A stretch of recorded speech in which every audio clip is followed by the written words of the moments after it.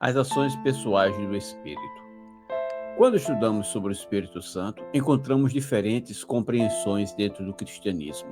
Segundo o dogma da Trindade, o Consolador prometido por Jesus é uma terceira pessoa divina chamada Deus Espírito Santo.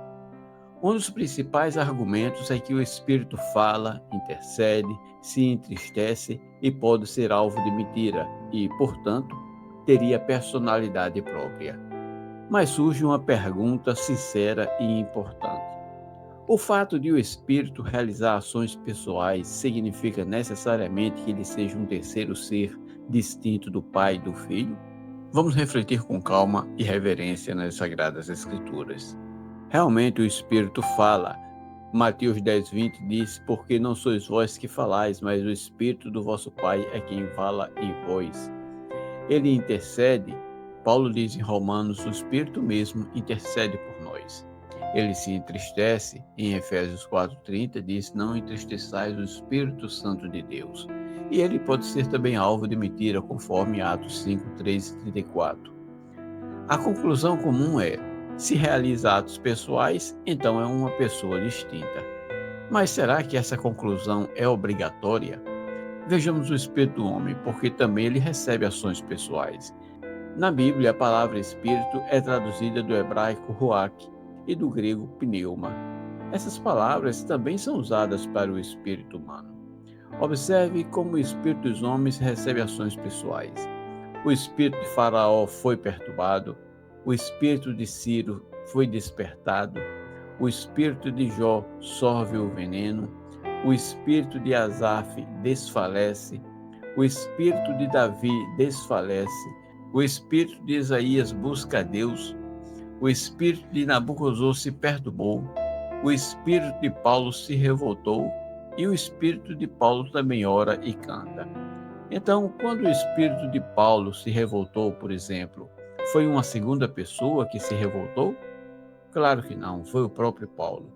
Então, quando o salmista diz que seu espírito desfaleceu, quem desfaleceu foi o próprio salmista. Assim, nós entendemos que o espírito expressa a vida interior da própria pessoa.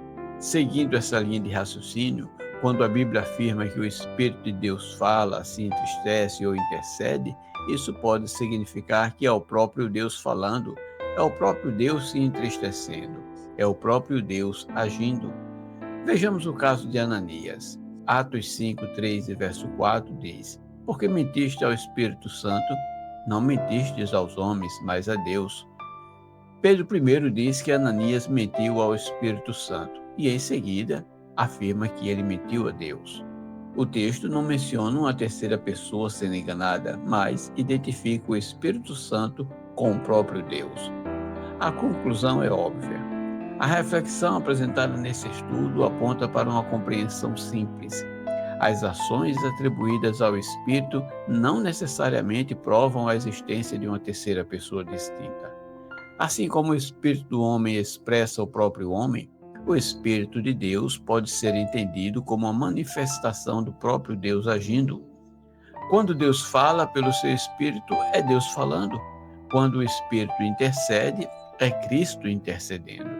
Quando alguém mente ao Espírito, está mentindo ao próprio Deus.